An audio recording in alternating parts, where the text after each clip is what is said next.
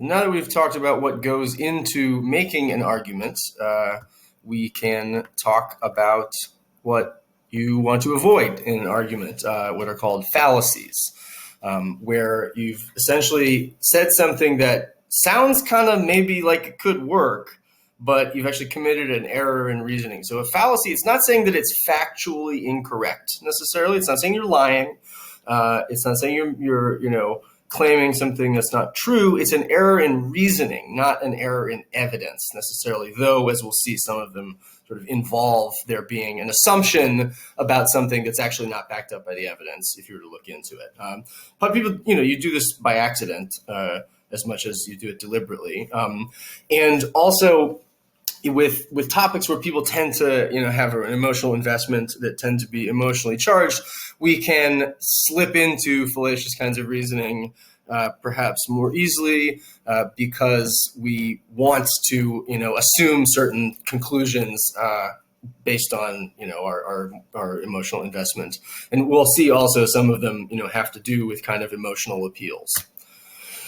Real, common one is the ad hominem fallacy. It's sometimes thought about as just like, calling your opponent names or something like that, or, accusing them of being a bad person. And that's true. I suppose that is encompassed by the ad hominem fallacy. But really the idea is that somebody's argument can't possibly be right because of some negative thing about their character. And so just remember that an argument can, terrible people can make successful arguments. People who are, have committed heinous crimes can nonetheless be, correct in arguing, right? So it's not that you're wrong, that they're not bad, right? Maybe even if you are right, it's just that it's sort of irrelevant to the question of whether the argument is soundly argued or not. Ad populum, the idea that just because something's popular, it must be true. We've probably all experienced instances where we cannot understand why something's popular, right? Because we don't get it.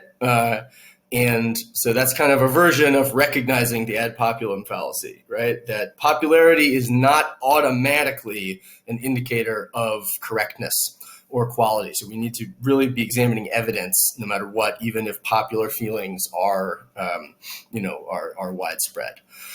So bandwagon is kind of a variation on that. The idea that, well, if everybody else is doing something, shouldn't I? You probably got discouraged from thinking like this in about first grade by your parents when you tried the argument. That my friend so and so, he does whatever.